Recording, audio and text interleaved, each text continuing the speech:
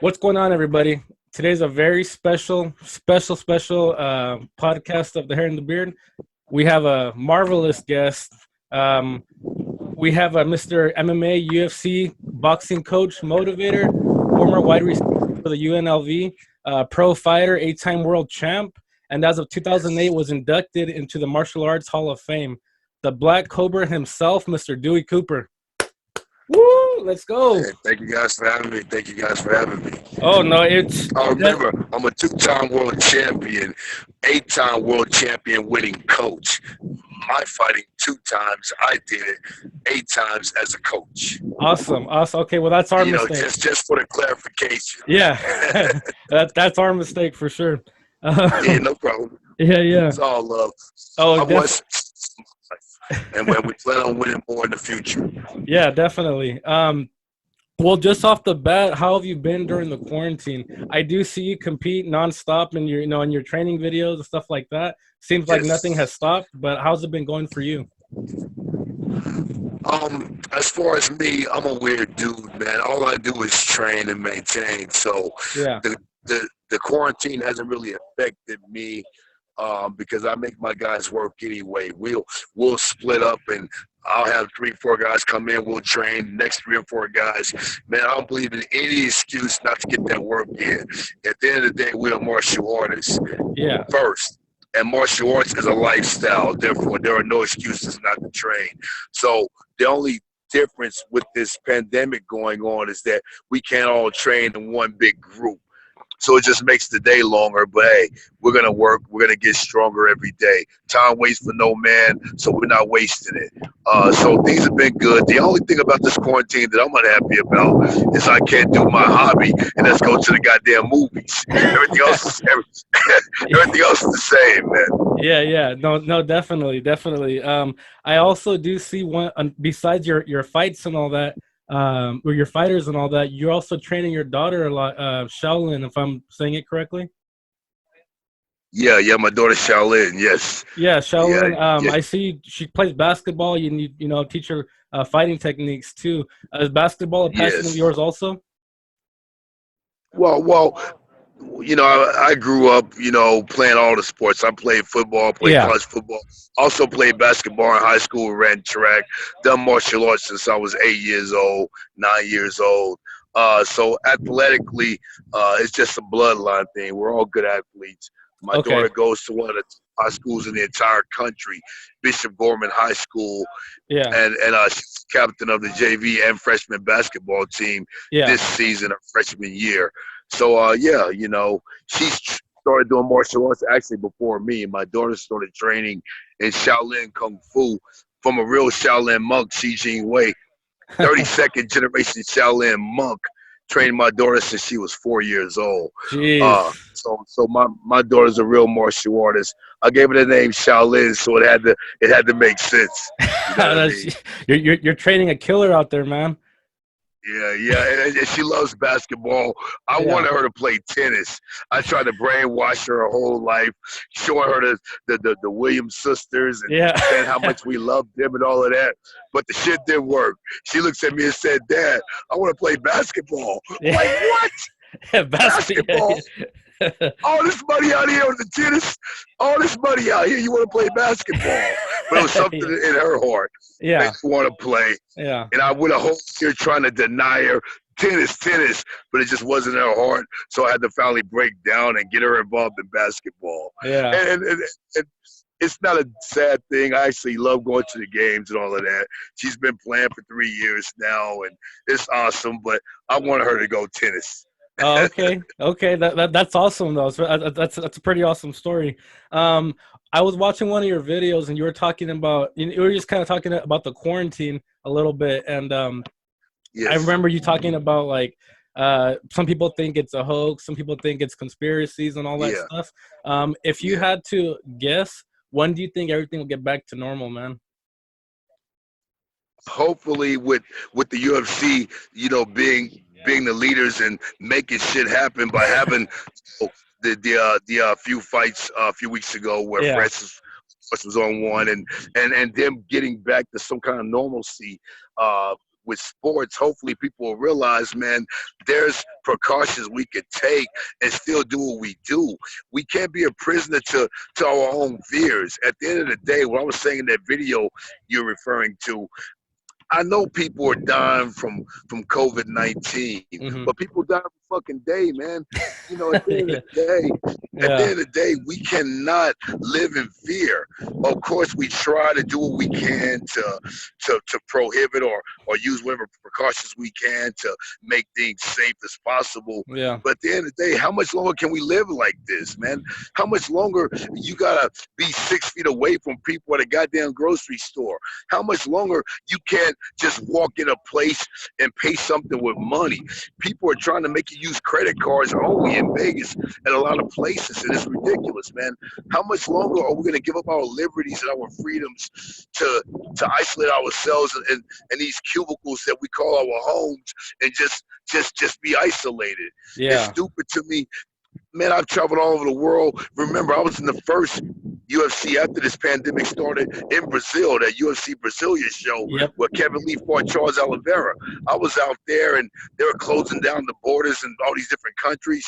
Dude, I was traveling on the plane, no mask, nothing, shaking hands with motherfuckers and all of that. Yeah. Came home, and I knew I was going to be all right, because at the end of the day, no matter how violent of a disease this is, it's a fucking flu, man. And Yeah. there's ways to beat the flu. We all got old home remedies that our grandmama showed us to get over the goddamn flu. Yeah. And as far as the media, dude, how many times is the story gonna change? At first they said 1 week, then they said 2 weeks, then they said 6 weeks. Yeah. First they said just going in a spa, a sauna will kill the goddamn virus because of the heat. Now Yeah. we're in the middle of summer and we're still quarantined. I'm in Vegas right now. You can see in the background it's hot as fuck out here, and Yeah. people are still isolated. I mean, Yeah. what is it? The story, rule of thumb, and I'm an old man, you know what I mean? Rule of thumb, if the story changes 2 or 3 times, they're either lying to you or they don't know what the fuck they're talking about in the first place. Yeah. So I'm not trying to hear any of this stuff these people are saying. Yeah. I'm living proof that I've been traveling, flying, not wearing masks, going to stores. People looking at me crazy, not wearing masks. I'm like, hey, man, at the end of the day, I'm going to do what I do. I'm going to wash my hands and use my hand sanitizer. Mm-hmm. And if I feel sick, I will isolate myself, just like anyone. If you feel sick or something, stay your ass in the house. Yeah. But if you feel as good as you always felt, why are we imprisoning ourselves with isolation? It's crazy to me. And I'm proud and happy that the UFC started doing these shows. Hopefully other companies will open back up. Other city governments and state governments will start opening things up, and we get back to life, man, because what are we here for if we're going to be scared, if we're going to be locked up in isolation? Why are we even here, man? And I really hope people really wise up and understand the percentages just don't match up to the dialogue that's being, or the narrative that's being expressed on TV.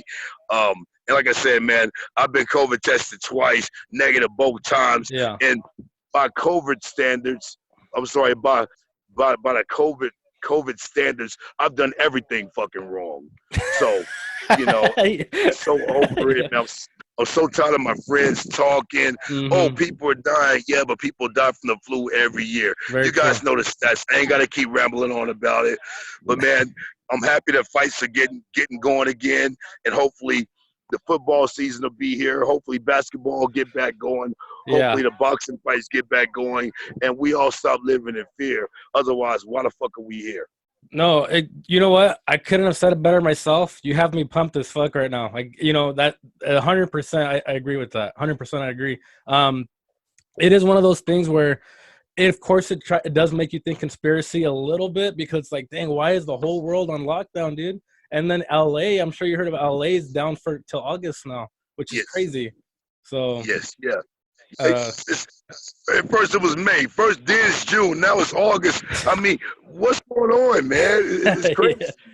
Yeah. I mean, it's crazy to me. And at the end of the day, guys, I'm not being insensitive to the people that are dying, but there's proven stats out there that people are dying for other things, and they're still attributing those things to coronavirus. So I Yeah. mean, who's the fool? The fool or the fool that follows the fucking fool, man? It's like, I don't even know what to say, but I would be pissed off if I had a loved one in the hospital and I couldn't see them and they're deathly ill. Oh, I'm totally. willing to sign a form to Yep. go in there and see my people. Yeah. My No. mom and dad passed away many years ago, but if they were here, there is no way a hospital would tell me I couldn't see my sick mom or I couldn't see my sick dad. Yeah. I swear to God, man, I don't give a fuck about to walk in there with the AK. I'm gonna see my fucking parents. Yep. And Yeah. and these are the type of things that's going on, and it's just wrong on so many levels. I'm Hmm. not being insensitive, but it's crazy that a nurse could be in the room with your parents that's supposedly sick, but you can't go see them because they're diagnosed with coronavirus. It's crazy. It is crazy. I honestly think we should have you run for president, man. That was a hell of a speech. Not me, not me. Hey, we already had one black one. They ain't gonna happen for another 100 years. Yeah, yeah, yeah. I'm for real. Remember, Obama's my dude because he was the coolest motherfucker in the world. I'm not that cool. I lose it and slap the Yeah. shit out of somebody. Yeah, yeah. Another thing I wanted to ask you about was your football career. You were a wide receiver at the University of Las Vegas. Um, that's pretty big time, man. Yes, yes, yeah, yeah. Does any part of you miss it at all? Um, Well, I transferred out of UNLV Uh-huh. before my career ended, Yeah. but football is a really painful subject because football was actually my first love. I Yeah. was doing martial arts.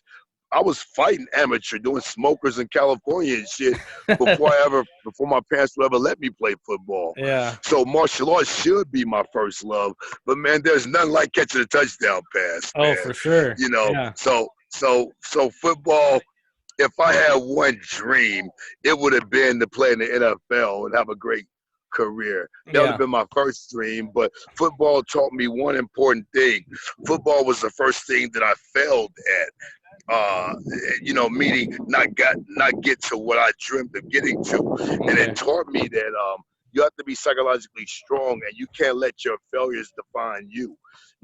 I was already fighting amateur, and all of that when I was still playing college football. But after the football was over, it was difficult for me psychologically for several months. But martial arts saved me. Martial arts saved my life. It gave me enthusiasm. It gave me something to focus on, and it made me realize that hey, I could be great at something else. Yeah. And I think that's a big thing to all people. Sometimes we fail, but we can't let those failures define us, and we have to find something that we're better at in case the first thing we chose wasn't what we're meant to do. And martial arts have taken me all around the world, things that football wouldn't have done. I trained in Shenzhen, China with the Shaolin monks. I've drank tea with the head abbot of the Shaolin temple. Who can say that? I got Yeah. video and pictures to prove it. You know what I mean? That's I've awesome, been to man. Uzbekistan. I've trained in Croatia with special forces. I hung out with spaz knots in Russia. I've done so much crazy shit that I'm sure I wouldn't have done just through NFL. Yeah. So martial arts is a great thing. I've trained the top fighters in China in the Wuling Feng. I got a contract through the government of China to train their best fighters. Okay. From 2007 to like 2012, I was chilling in mainland China like I'm doing right now in Las Vegas, Hmm. all different provinces and stuff. So the divine plan for me obviously wasn't football. It was to do this martial art thing, and I'm still doing it now, and I'm loving every day of it. And I'm pushing all the young fighters and making them work hard because I'm an old school dude. I believe in hard work and dedication, man. There is no shortcuts. We got to put that work in. Awesome. That's super awesome, man. And you said it best. Of course, it does teach you about failure, and some of us can't recover from that. But you obviously way more than recovered from that, right? So that's super awesome. Yes. And remember, fighters too, especially once you get to the high level like UFC, Bellator, and such. Yeah. you may have a setback, but we gotta bounce back, review the video, and tell ourselves we're gonna improve from it. You know, everyone knows it's not a loss, it's a lesson. No, it's a loss, but you can use it as a valuable lesson. And it's just something, especially us fighters, and especially young fighters need to understand. There's going to be very few Mayweather Juniors. There's going Yeah. to be very few guys with Khabib's record or Habib. Want to disrespect his name? It's going to be a lot of dudes. Like there's going to be a few dudes that can keep undefeated record. Habib's career is still going on. We'll see if he can finish that way. But there's very few Mayweather Juniors out there that Yeah. took tough fights at certain times and we're able to stay successful and undefeated. So we all got to learn how to accept that failure and get better from it. It's a life lesson. No, definitely, definitely, man. What are some things that fans don't necessarily know about you? I know you're a very open guy, and you say everything pretty much. But are there some things that maybe even hobbies that your fans don't know about you?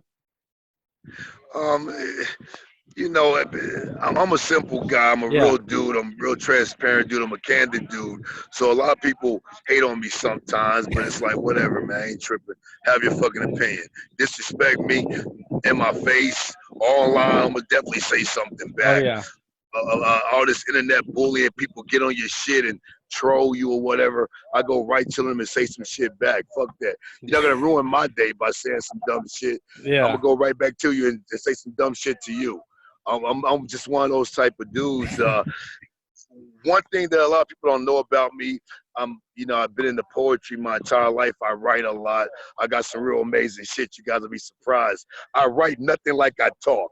So I'm gonna have to check that out. I'm that's gonna have to one check that thing out that then. yeah, that's one thing that people don't know about me. If you go to Instagram, search the hashtag Deweyism or Dewism. I'm sorry, Duism. DEUISMZ, and you'll see some writings and be like, damn, everything you ever see, I wrote that shit. It came from here. So I'll check that that's out for that's one sure. thing. That's my soft, sensitive side. It's like a hobby just to write shit like that. Everything else is just basic martial arts, dude. Yeah. Intense, work hard, go to sleep, get up, do it again tomorrow. I'm Yeah. real simple. I'm No, real awesome. boring too. People don't know I don't drink alcohol at all.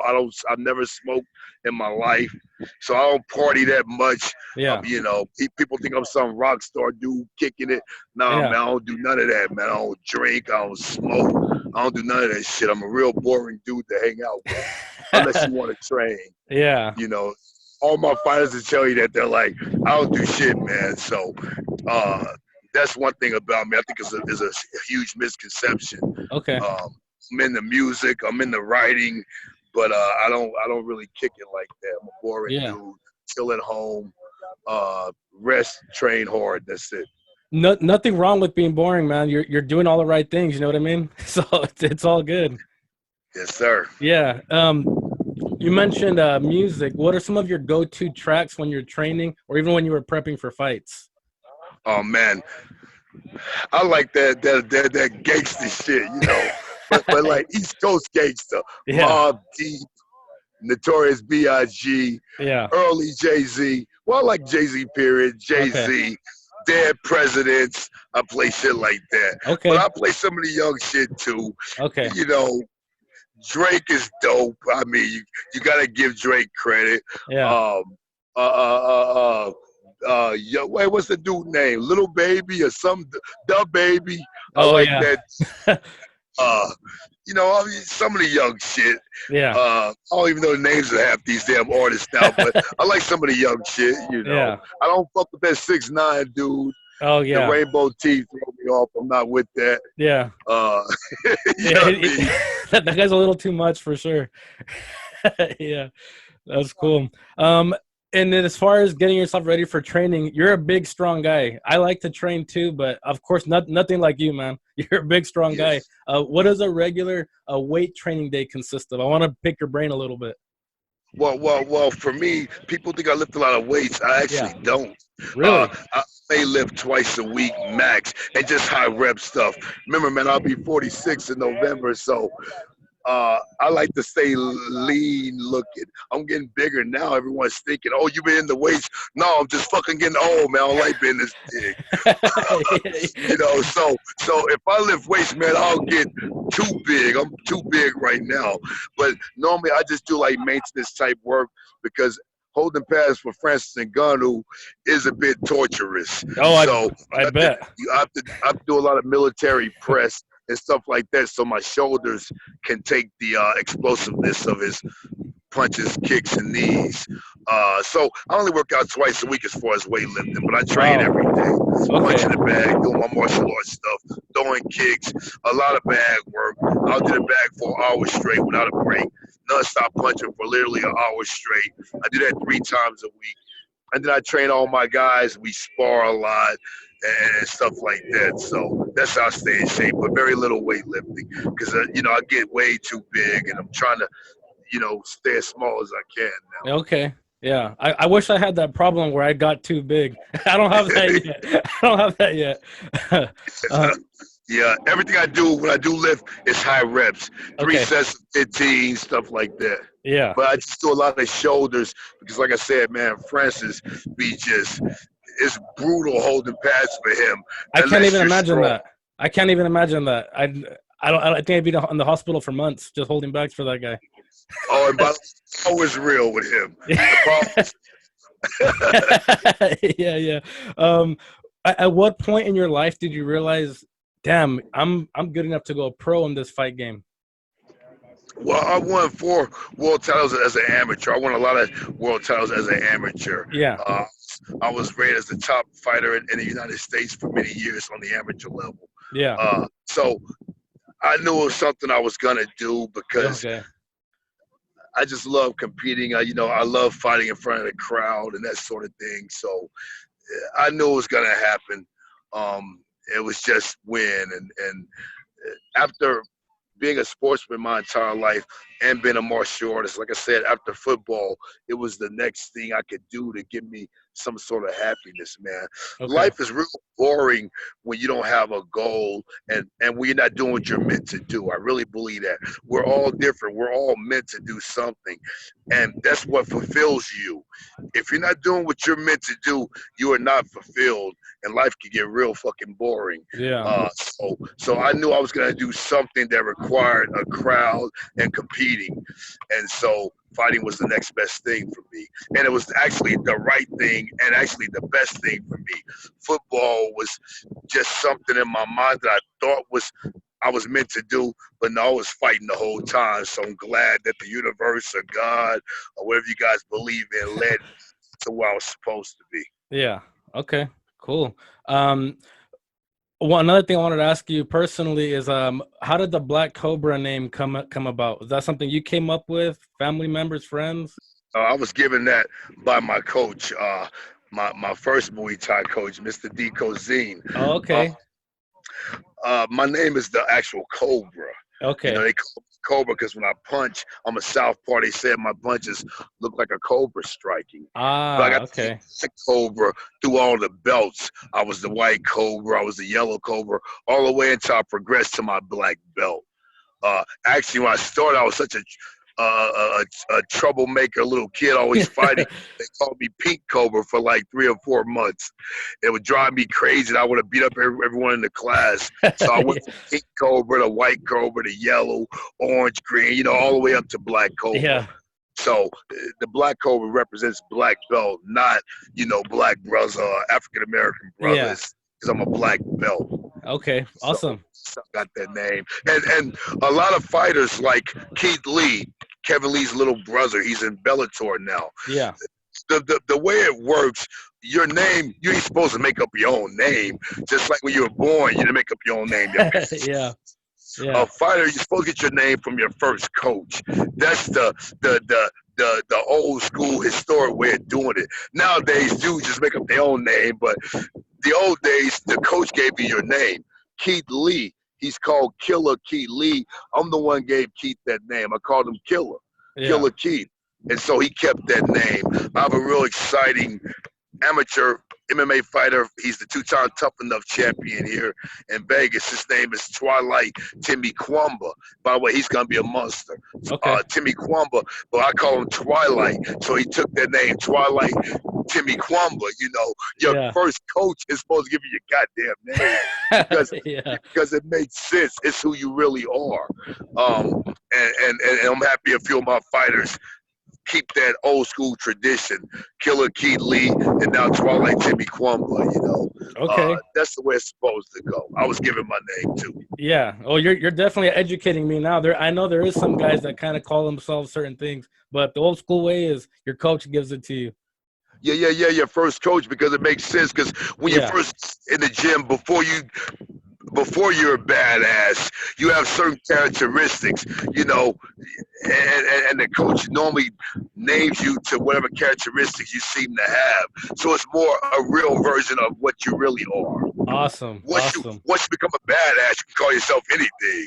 But you know, it's like, you know, if you think about it, it makes sense. So I'm glad some of my young fighters who started with me, by the way, you know, kept that tradition going. It's awesome.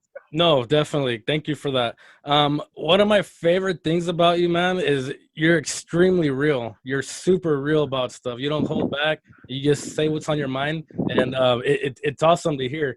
There was another video I was watching with you were talking about the Habib and McGregor fight, and you gave probably the best analysis I've heard on not just through fighters, through ESPN, through Fox Sports, through all that stuff. You gave a great analysis of it. Now, and you mentioned keyboard warriors and all those guys. Did you have a lot of those McGregor fanboys hitting you up about that? Oh yeah, a lot, man, a lot. But I had a lot of Muslim brothers from all over the world messaging me saying thank you. Because remember, right after it happened, I said that first. Yeah. Then after the initial conversations went, then guys like Michael Bisping started saying, hey, I don't blame Khabib and all of that. But originally, no one wanted to step in that red area, that hot area. They didn't. I said it from the beginning, because at the end of the day, man, I truly believe that we have to be real. We have to be accountable and responsible for our actions. If we are not, we open up that door for whatever the repercussions is on us. I really feel that way. I would never walk up to someone and disrespect them. If I'm disrespecting someone, it's because they disrespected me first. Yeah. You know, I believe every person deserves courtesy and respect until they cross that line. No, and so for sure. all the stuff that happened in that fight, I hated the build up to that fight, because all the talk about families and religions and countries, man, that's just shit that ain't gonna be over once the decision of the fight is over. So I understand about realness, man. You know, I grew up in LA in the Crip and Blood era in the early '80s, where motherfuckers was getting killed every day. I know the ramifications of disrespecting your environment, or being in the wrong place at the wrong time, or talking shit that you really don't fucking mean. Yeah. You know, I understand that, man. You know, I've had relatives shot and killed. I've had shotguns put in my face. Jeez. I've been shot at for wearing just, you know, a blue shirt. Jesus. You know what I mean? Crazy shit like that. I've almost lost my life several times due to senseless violence that I had no part of growing up. You know, so that fight really touched me, because I didn't like the way it was promoted. I didn't like all disrespect. I didn't like the alcohol drinking at the press conferences and shit. And as far as being a martial artist, you know, we have to try to maintain some level of control, some respect. When it's fight time, of course, go knock the shit out of whoever you're fighting, but be real. And by the way, if you are gonna act like you're like that, that's why I respect the Diaz brothers so much. They genuinely don't like their opponents, and they talk trash, but they mean it. That's a little different than putting on for the camera or just hyping the shit up. Trying to sell fights and all that. Man, you're willing to die for what you feel. You ain't willing to die for some shit that's not real. So that's why I made those comments about that fight. And I still feel that way about those comments, man. Let's not teach the youth to be on some punk ass shit. Yeah. Let's teach the youth to be real. If you a mean dude, you about it like that. You down to pull up on people. Be who you are. We can't Hmm. tell you what not to be, but just know your actions can cause equal or worse reactions. No, definitely. I appreciate that. No, very well said. One thing too, another thing is you were inducted into the Martial Arts Hall of Fame in '08. How surreal was that moment? That's a crazy, crazy good accomplishment, man.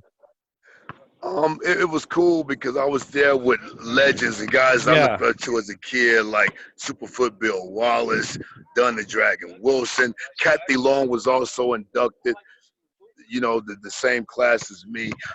Kathy Long, man, if you guys remember, I came up kickboxing, man. Yeah. That would be like when Ronda Rousey was at her best to be inducted in something with Ronda Rousey. You know what I mean? Kathy Long was like the highest level badass. Yeah. So it was cool for me. It's a different landscape now. People don't understand how big that was for me, but it would be like getting inducted with all the top stars right now. Yeah. Uh, and so it was cool, man. It was cool. And I'm such a martial artist, man. I don't even look back. I'm always looking forward. I'm always in the moment and forward because what we done are great deeds. But until we die, until we leave this earth, we need to accomplish it every day. In every interview I give, I always tell my creed, my personal creed, the way I feel about life.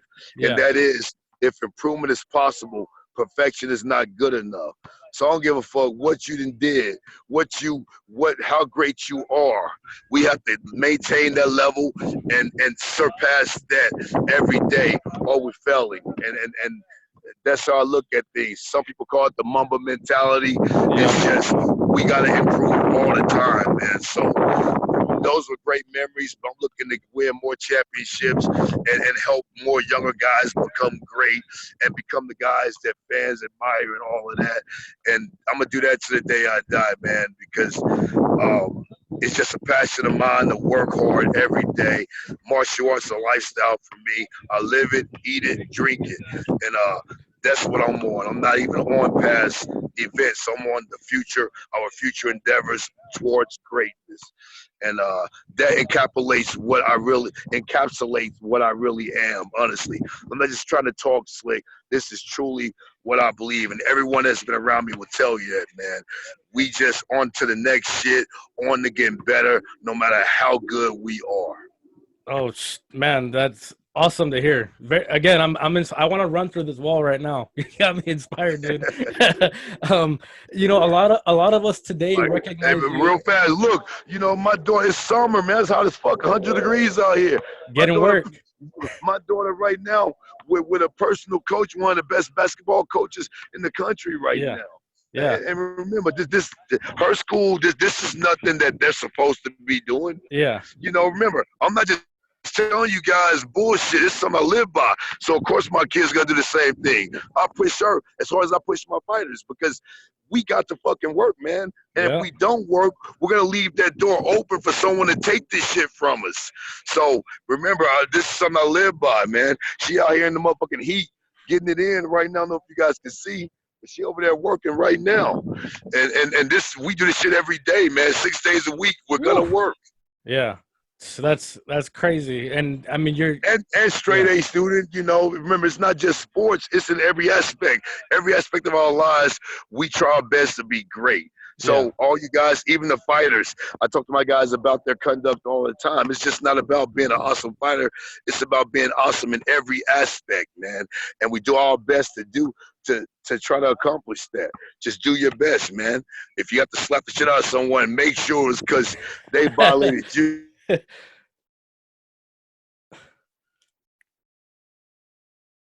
You still there?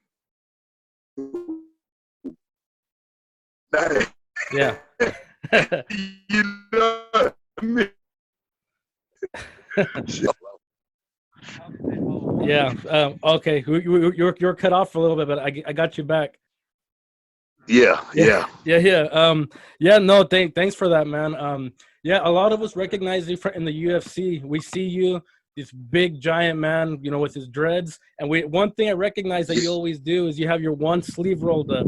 Is that a ritual thing, or? Oh, wait, thank you for asking me that question. I was gonna bring that shit up because I'm sick of all the scrutiny and hatred I get online about this. Guys, I do everything for a reason. I'm not trying to self-market myself. I don't give a fuck. I want the fighters to win. Yeah, But the reason why I do that, I'll show you right now. yeah, Everyone thinks I'm trying to stand out over my fighter. No, man, I swear with my fucking fighters every day. I'm yeah. taking punches and kicks from my fighters every day. Yep. You know, we're sweating in the saunas when Kevin's cutting weight or Keith's cutting weight. I'm in the sauna with them, going through this shit every day. So I'm not trying to take any shine from my fighters, but I do that for a reason. Yeah. First of all, number one means what? We feel we're the best in the fucking world. I'm giving my spirit to my fighter. I feel like he's the best or Yep. she's the best. Every time we step into any fighter, any athletic sports endeavor, my expectation is victory. So that's what the number one represents. We're the best, and we're Yeah. about to show. But the reason why the sleeve is up, I don't know if you guys can see here. Oh I yeah. have Yeah. Yeah. scarification on my arm. Oh, It was okay. cut in. It was cut in with a scalpel. Yeah. Ancient scarification, and that's the strength god. This is the strength god here. Okay. Yeah. Scarred on my arm. So when it's fight time, I don't let the cover that up because that's emitting strength. You Okay. know, I'm trying to give off that warrior spirit, and Yeah. hopefully the fighter can absorb some of that too and help push him an extra inch harder. Yeah. Whether it does or not, who knows? Some people keep lucky bucks in their fucking pocket to give them extra strength. Some people wear it on their wrists to give them extra strength. This is what I do. I don't like to cover the warrior up when it's Yeah. time to fight. And the thing is, I never pull it out until it's fight time. That's the ritual. I've done that since day one. When I was fighting, I would always do this and slap my arm when I'm in the ring before my fight. I would slap this last because excuse me, I would slap this last because that's the strength god. And Yeah. I want him to give me strength.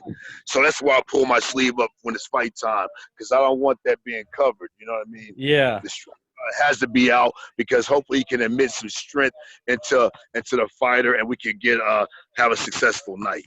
So that's why I do it. It's not about trying to show that I'm buff because I don't give a fuck about that. Ain't none of that. It's Yeah. just strength guard. If it was on this arm, this sleeve would be up. Yeah. But it's not. It's on this one. That's why. Okay. You know what? I really appreciate that. I wanted to know. That's some inside information that a lot of us didn't know about for sure. That's awesome, Yeah, man. and like I said, I was doing an interview. The shit was covered the whole time. I just pulled it up when we did the interview. When you asked me about it, I never pull the sleeve up until it's fight time. That's what's Ah. special about it. The Okay. strength guard is showing he's on display. Let's fucking go. You know what I mean? Yeah. No. Hey, I'm honored that you showed us that. Again, that's awesome, man.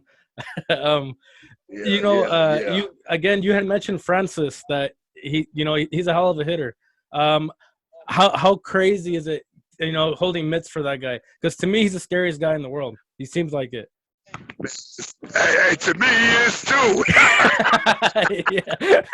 Yeah. And he's a sweetheart. He's nice as hell to me, but Yeah. he's still the scariest guy in the world. Yeah. um, you know, he got that what we call African power. It's a whole different level, man. Yeah. It's a whole different level. We grew up playing football and basketball, and some guys play soccer in the streets with their friends. He grew up digging dirt to get money to pay for his pencils and books in school. It's crazy, man. Elementary school, digging dirt. That's where that power comes from, man. It's Yeah. a different life. It's a different way. His power is real, man. It's punishment holding pads for him. His power is real. Yeah. But I'm a strong guy and I go into cobra mode so I can take it. But the shit hurts. Oh, I It bet. hurts every time. But remember, we always laugh about it after training, and I say, Francis, man, you hitting hard. If you hit your coach this hard, make sure you hit your opponents this hard. Yeah. Yeah. Abs, it says, of course, coach, of course. Yeah. So Yeah. what more needs to be said? Yeah. He's gonna punch them harder than what he punches me. I'm okay with it. No, for sure. You know what? And Francis is he's right now. He's my favorite heavyweight. I love seeing him fight. It's you can't get your eyes off of the guy. I mean, even this last fight against Rosenstrike. I Yeah. mean, Jesus, man. I don't even feel like he hit him. He hit him that hard. I feel like, but with Francis's shots, it's like he don't have to hit him that hard. They go That's down. right. It's crazy. That's right, but hey, that power is real. And listen, when Rosenstruck, how you pronounce his name, Yeah. great guy, African brother. I wish him the best. You know, your brother like me, so number love. But when he came out throwing an inside leg kick, man, woo! I was like, boy, he's gonna get clipped. Yeah. It happened. So yeah, it was awesome. It was weird without the crowd being there, but I already went through the experience with Kevin in Brazil. It's weird. The UFC ring walk without the crowd is just weird. But Yeah. other than that, it was a successful night. I'm really happy for Francis, and we're just looking to see what's next. No, definitely, man. And just to speak a little bit more about him, being that Stipe is kind of in limbo right now on certain things, should they do the Francis against DC for even an interim belt? I feel like Francis has earned it, man. Yeah. I mean, remember, Francis.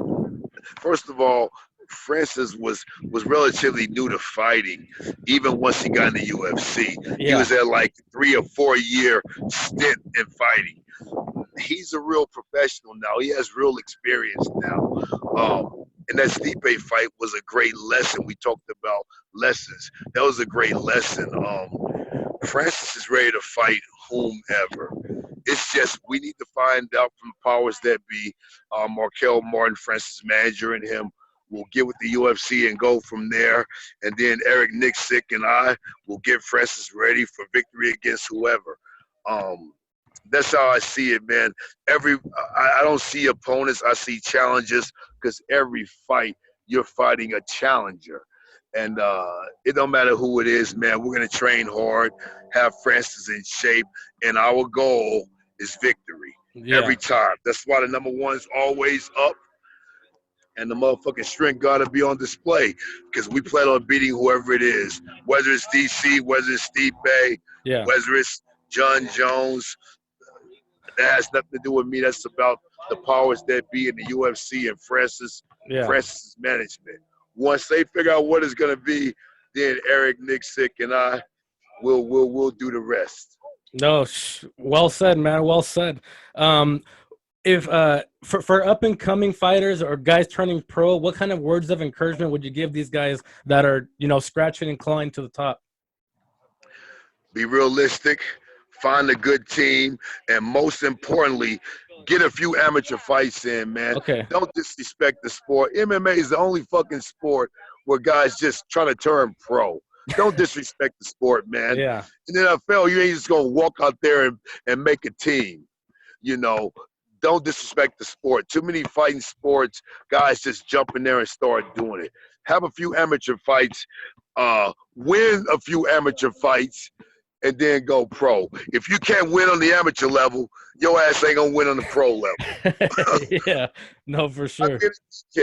Not being a dickhead, but respect the sport because you can lose your life in the cage or in the ring. So really be honest with yourself. If you really want to do it, get with a good team because when you're with that good team, you're gonna spar good guys, and you'll know. Be realistic. If you're getting your ass kicked by everyone and you're not getting better, you need to think about other things. Mixed martial arts and all fighting sports isn't for everyone. Make sure you're doing the right thing because I hate to see people get hurt and get head trauma and all these serious things that could happen if you're not meant to be doing this, man. Fighting is for a special type of person. It don't matter what ethnicity you are. It's about the spirit and the soul you got. So make sure you ain't lying to yourself And if you're gonna do this shit, take it seriously, man.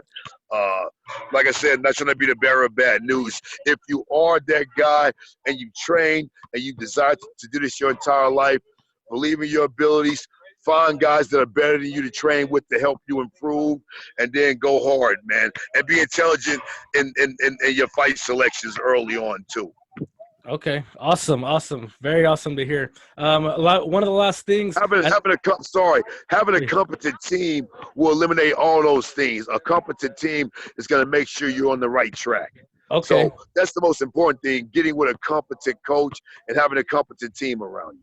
Yeah, awesome. Thank you for that. Again, like so, one of the last things. I saw you're a Pittsburgh Steelers fan. Are you pumped up for the season? Whole life.